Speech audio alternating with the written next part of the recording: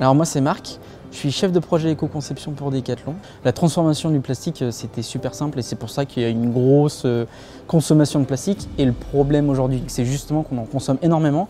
Ça vient du pétrole qui a été transformé dans cette matière plastique et du coup ça vient épuiser les ressources. Et quand c'est nécessaire d'utiliser cette matière et qu'on n'a pas d'autre solution, c'est de l'utiliser vraiment avec parcimonie, donc vraiment avec la juste matière qu'il faut.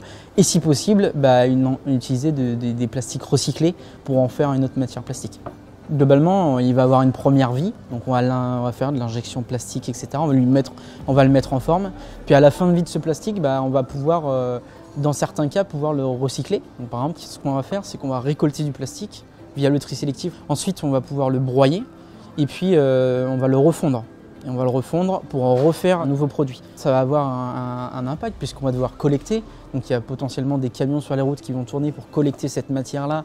Le refondre, ça va demander aussi de l'énergie.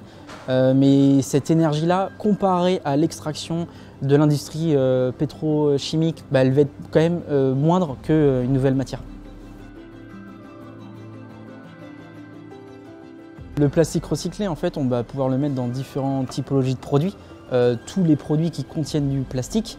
Le plastique recyclé, c'est intéressant. Par contre, on ne va pas pouvoir recycler l'infini des plastiques, puisque en recyclant, comme on broie le plastique, on vient quand même dégrader un minimum le produit.